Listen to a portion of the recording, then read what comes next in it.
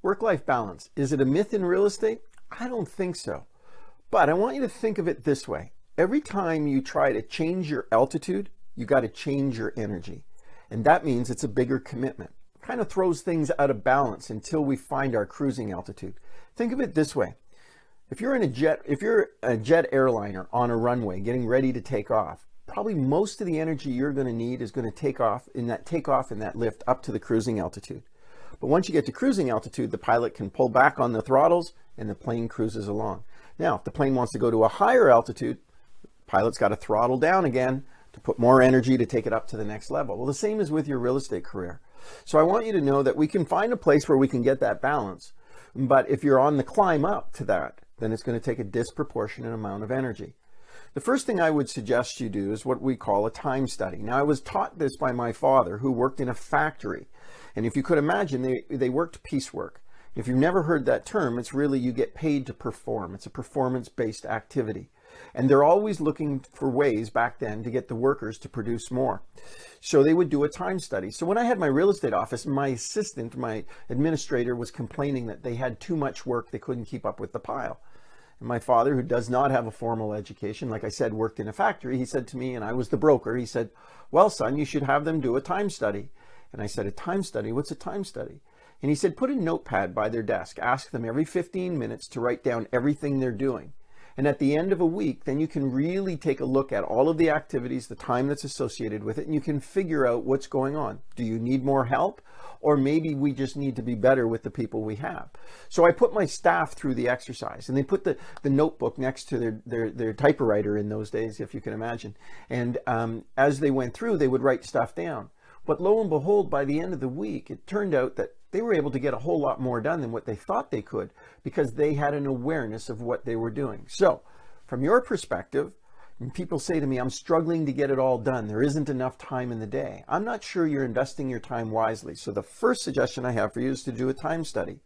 My suggestion is to take a look at all of the activities you'd like to do in business. And these are the things you'd like to do. I'm not necessarily saying you're doing them, but write them all down. And then all the things you'd like to do with your family on a weekly basis, and all the things you'd like to do personally, guilt-free, like go to the gym, go for a walk, read a book, watch a movie just for you. I don't know, whatever your hobby is. But usually it's that stuff we never have any time for. So let's figure out our wish list of all the things we'd love to do if we had time. Then the next step in the exercise is the following week when you're back at work, I want you to take out your schedule and I want you to take a look at the last 7 days of your life. And I want you to go backwards and I want you to look at what did I do yesterday in terms of my personal life, my family life, how long did I sleep, and what did I do in business activities. And when I say what did you do, I want you not just to write the activity down, but I want you to write down how much time was spent. Now, my experience with this exercise is even you're welcome to use your day timer, you're welcome to use your smartphone, you can use your Outlook calendar, you can use your Google calendar. I don't care.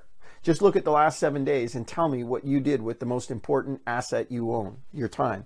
And I'll bet you when you're done the exercise, you are missing giant blocks of time that you have no idea what happened to it.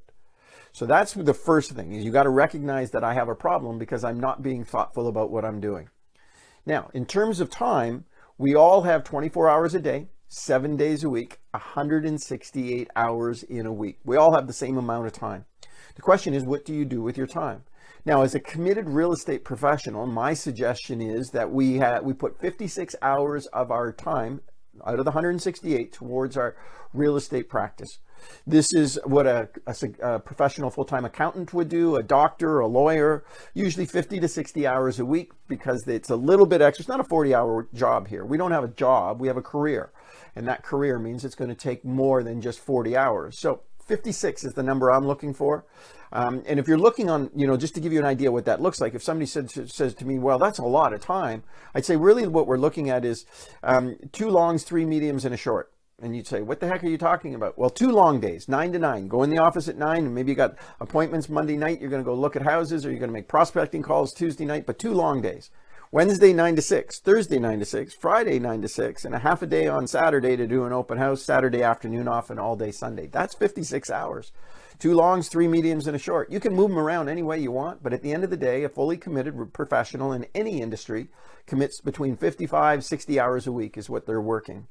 Now, in saying that, that's going to leave us 40 hours a week, 24% of our time to be used for family. And you're thinking 40 hours a week, my family wouldn't want to see me for 40 hours a week. I get it, but that's also got to include groceries, cutting the grass, snow removal, doing the gardening, taking the kids shopping, whatever it is, you date night, friends, all of that stuff is in that category. Now, my first suggestion is once you start to look at it, you're going to think, well, yeah, now I know I don't have any time with my family because I got to do all these other things. Well, my suggestion is get somebody else to do the other things. If you don't like cleaning your house, get a cleaning company in to clean your house. And you're going to say, well, that's expensive. And I'm going to say, well, I'll tell you what's more expensive, you cleaning the house instead of selling houses. You sell one house, you probably get your house clean for the next 5 years. Same with your gardening, cleaning your car, get it detailed. Anything you can delegate that you don't enjoy, that doesn't fall into the personal category because, you got an old sports car and you like to clean it and wash it and wax it. I get that. That's different. But I'm just talking about everyday stuff. Get somebody else to do it and apply as much time as you can with family and friends and delegate all the other stuff. Okay. Next, I would say personal, 16 hours. Some of you are like, 16 hours? How am I going to find 16 hours? Well, you're going to get up early in the morning. But this is time for you to go to the gym, time to read a book. Remember, you got to recharge your batteries. Because if we don't recharge the batteries, you're no fun to be around. Then you're going to sell less houses, and then everything's going to come apart, right? And then your family's not going to be happy with you because they don't have money to spend because you're not making any. So I need you to bring balance to all that what you do. The last one I have for you is 8 hours a night sleep. And you're going to think, 8 hours a night? I know some of you are 4 and 5 hours. I can't sleep 8 hours. Well, I'm going to tell you that if you don't get enough sleep, you're not going to have enough energy. And if you don't have enough energy, you don't have patience. And the one thing you need in residential real estate is patience. Because boy, do they ever push our patience around, don't they? So that comes with sleep. You got to get sleep. And here's the thing about discipline. It's not about getting up. It's about going to bed the night before. Turn off the TV. Listen, there's no good news anyways. You don't need to watch the news. I mean, what the heck? You could have caught that in the morning. Nothing's happened in the last 8 hours that's worth staying up another hour or two and screwing up tomorrow. Tomorrow's important. Get to bed tonight. Let's get the most out of that day. Now let's compare how our wheels look. This is the perfect time chart. Everything is balanced out based on what I just told you. This is what the typical real estate agent chart looks like. They're at the office. They're not necessarily being really effective. They spend a lot of time, what they call business, but it eats into their sleep. It eats into their personal life, which they don't have, and it really puts a lot of challenges on their family. Here's what I need you to do. When you go to work, go to work. And when you're off, be off. When you're off, spend time with the family and the friends. Give them your undivided attention. They don't want all your time. They just want your undivided attention a little bit during the week. Your wife, husband, or partner doesn't want to spend 7/24 with you. No, they want you to go out and be a successful person. And they want you to bring back that experience and tell them all about it so that you have something to share. Go and be successful. Be an example of what success looks like. So all of the people in your family, in your sphere, your friends, know that by you being successful gives them permission to be successful. Let your light shine so other people can turn their light on. Now, balance is the key to life. You can't if you spend too much time in one thing, then you don't have enough time for the other thing. And that means the other thing suffers. And ultimately, to be honest with you, it makes its way back to the thing that you're spending most time with. If you spend all your time at work and you don't spend any time with your family, then you're going to have a problem with your family. And then that's going to affect your work. So you got to invest wisely and spread it around. Diversify is the solution.